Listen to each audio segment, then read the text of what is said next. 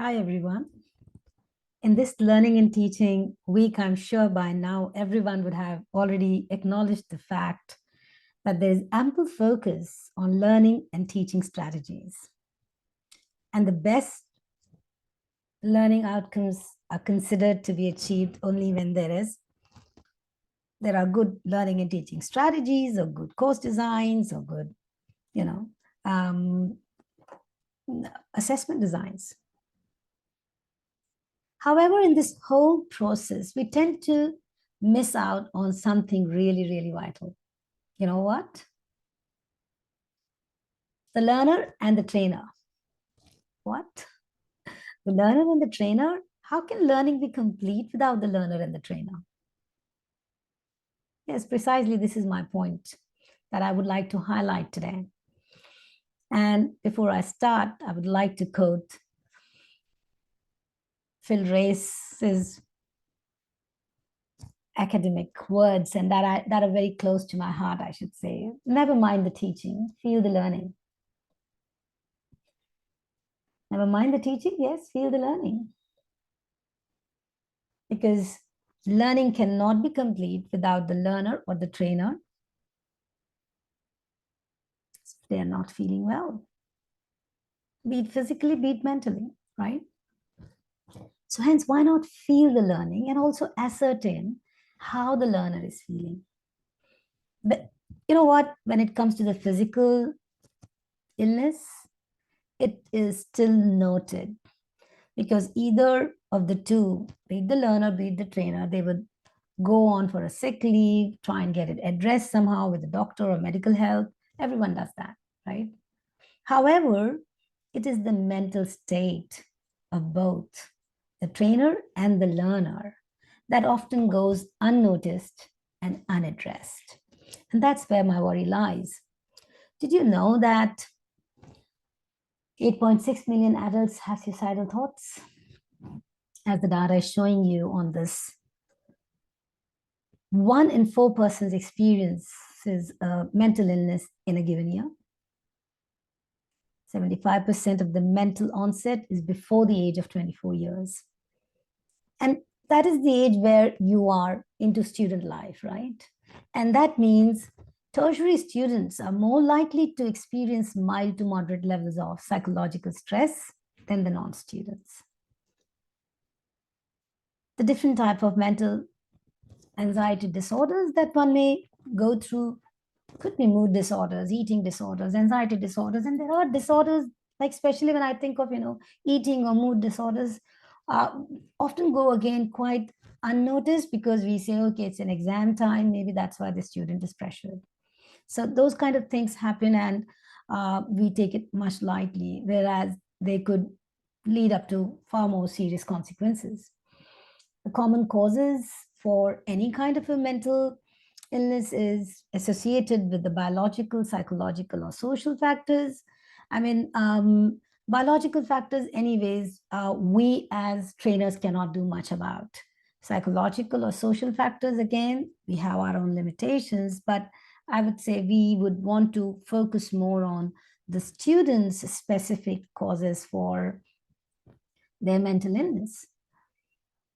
The key causes for the students' poor mental health, one of them is the academic pressures and performance.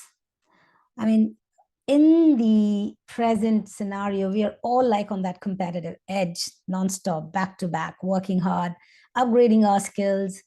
And that is where these students are also feeling the same level of pressure for their own rising standards, rising bars. And it's a lot of pressure for the students.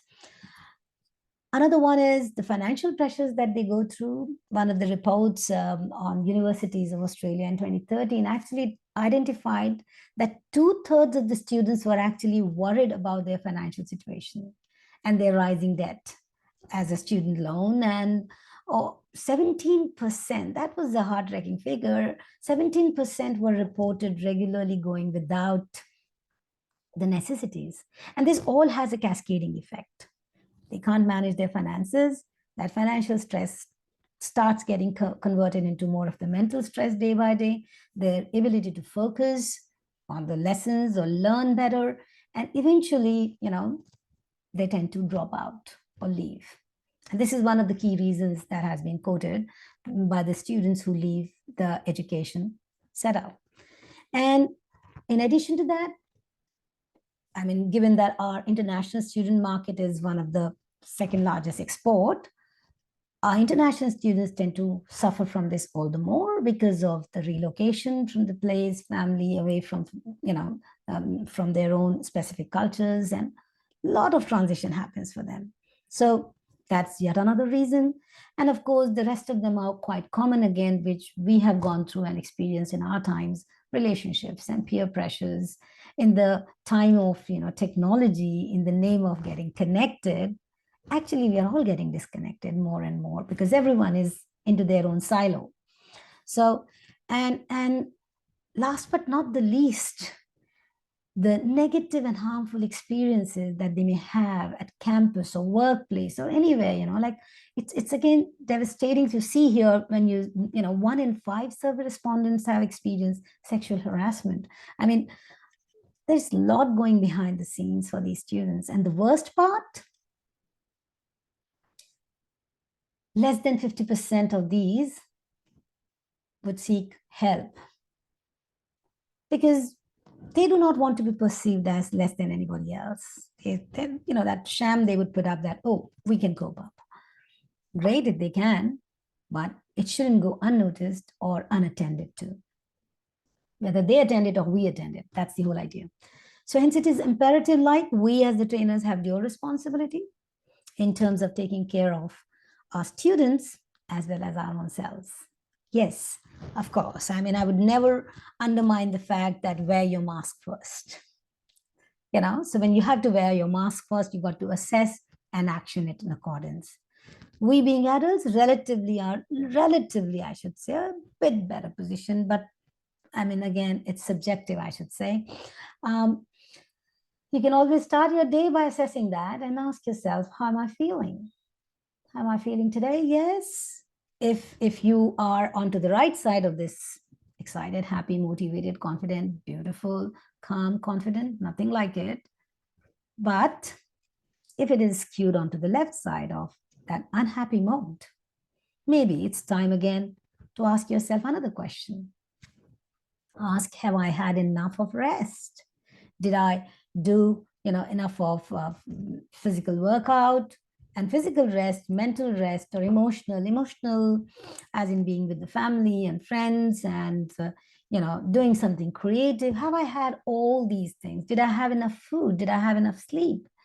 I've got a video on that checklist of your rest as well. Maybe I'll share it at a later point on the comments. And if the answer to these is no, definitely you got to address them. Find out ways to take rest. But if it's the answer is yes and still you're feeling low, well, then it's time to ask yet again another question. Why and for how long? How often do you feel that way? Time is vital. Is this a regular pattern? Maybe, like as academics, we tend to feel that stress during the assessment marking times or the result finalization because we are very committed set of people here and we love our students and we want the best of the performances and we go through so much on that place, right? So in that case, what are the actions you would put in place? Maybe have a discussion with your friends. How are they managing that stress? And you could have some kind of, note making. Ideally, it has proved very helpful for me always, just jotting down those work sets and dividing that time and being very, very, one of the ways I say is time is governed by certainty. In other words, if you want to manage your time, choco block it in a way that you achieve your targets without any concern or non-stop thinking of those things. But anyways, it's time to pause and think. It's an online workshop, so I'm not getting to do most of the activities that I would have loved to. Anyways, very important reminder for everyone is, what is this stress? It is equal to pressure divided by resilience. Most of us keep focusing on the pressure elements, right? You stress people say, and they say, oh, it's good. No. It's not really good. It's more important to focus on the resilience development on that. How can I have that resilience such that I don't feel that pressure? That's the best part. And one of the key strategies, and this is something applicable not only to us as the trainers, it is applicable to each one of us, irrespective of what role we are in, including our students. And we as trainers can lead by examples for the students and share our stories on this, how I manage my, self-care. Self-care is not being selfish. Self-care is ensuring your own personal well-being. So you got to balance your work life, definitely have something simpler. All these tasks that are coming up, I mean, yeah, you could stop my video at any point and read through them more carefully, but the bottom line is we ideally know most of them in reality, but the only problem is we don't commit ourselves to these. So I think our first commitment has to be to ourselves, so that if we are feeling stressed or fatigued, there's nothing wrong in taking a break or a sick leave to have a breakthrough. And I'm sure every organization values its people, and we all know our boundaries as well. So yes, self-care at home, again, eating the right things, being with the family, that's very important. Set your availability, your time availability with the people for how long you are there.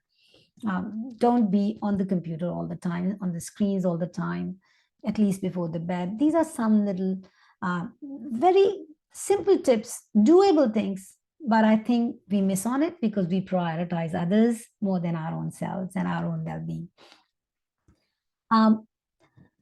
If nothing works, despite of all that, it's time to pause longer. Of course, this is something really important. List the options, and one of them could be catching up with a friend, family, or the first aid officer, mental first aid officer. There's no stigma about it. And there should not be any sham about it that, oh, I can handle everything. By the way, we are only as strong as our weakest thought. So nothing wrong. And try and find out, if the need be, of course, book in a session with the psychotherapist. What's wrong in that? At the most, they'll say, no, you're perfectly fit and fine. Beautiful, nothing like it. But no harm in consulting them, right? Now, regarding the students, we go about with the same strategy and the same identifiers. The very first one is always, I mean, I would always try and welcome my students when they come to the classroom, and anyone in, not necessarily in academia, even on the way corridors, hey, how are you feeling? How has the day been? Like those little questions, and the students do land up speaking. It's just one of the good ways of having their outlet. Another one, that is something I really, really use a lot in my classes to identify those students going through. Body language speaks a lot about you, right? And if you're stressed, you're likely to have those expressions, very dull, a fake smile, or, pretending to be in class, but you're not, with your eyes wide open, but your, temples literally, like stressed. And this position, it's not that your back is hurting. 80% times it's because you're feeling very nervous. So some more things that we may want to monitor is the absences. Often the students who go through a lot of stress inside start to absent themselves very frequently from the classes. Well, it could be also because you are not delivering the lecture well, or maybe the contents are too heavy, or they hate the subject, doesn't matter. But we need to ascertain what exactly could be the reason, you know what I mean? So yeah, and it could be, illness, physical illness, some other reasons, but it's good to ascertain the reason as to why a student has been having a recurrent pattern of that absence. Participation, often the students, when they start up, they are all energetic, and then suddenly it dips down. So especially the student who has been relatively active, and this participation is not necessarily in terms of them talking in class, but possibly, they have been active in terms of quickly responding to the questions, even through the chat box or otherwise doing their work on time, but suddenly they are less interested. So that could be an alarming signal that maybe there is something going on in their lives. Another one is also participation, we have said, is the erratic behavior. I've had in my classes, believe it or not, I've had a student tearing the exam paper right in front of me. Their results were given back, and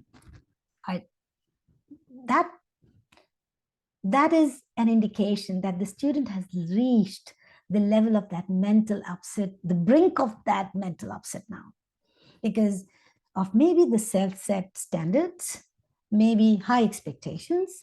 Maybe the student thought what I did was perfectly fine. And that's the time we need to be having a greater empathy for these students, greater compassion for these students, and deal with them with calm, and then immediately try and refer them to the student counseling services. Or no reporting as in like, you're not complaining there, you're trying to address the student's issue.